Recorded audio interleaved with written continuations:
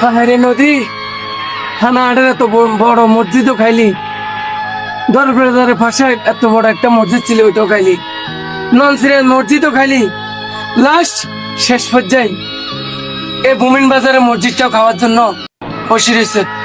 ভাইয়া ভাইয়া কথা অনো হাতিয়ার মসজিদ না, হাতিয়ার মেন মসজিদ এই মেঘনা নদী, হর্নিসা নদীর মেন মসজিদ এই মেঘনা নদী খাইছে। ভাই গো, এটা এখন বুমিন বাজারের মসজিদ। কদিন আগে থানার মসজিদ ভাঙি লিখেছে, আলামিন বাজারের মসজিদ, আপনার দরবেশ বাজারের এখান দিয়ে সব খবর সহ আমি 2 দিন আগে ভিডিও দিছি। এই যে দেখেন এই ঠিকানা, এই যে খাট, এটার নাম কি? খাট না ভাই?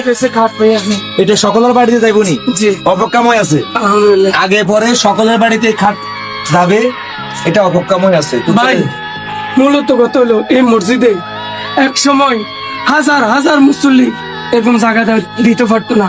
আজকে নদীর বুকে সকলের বাড়ি ঘর জায়গা সম্পদ বিলীন হয়ে যাওয়ার কারণে আজকে ভাইয়া মসজিদে ইমাম সাহেব সহ সর্বোচ্চ 5 থেকে 10 জন মানুষ হয় কিনা সন্দেহ।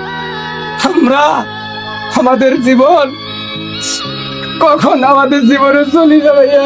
আরে ভাই খেয়াল করেন ওই যে নদী, আমরা জানি না খবর আমাদের সকল এই যে নদী একদম মসজিদের সামনে চলে এসেছি।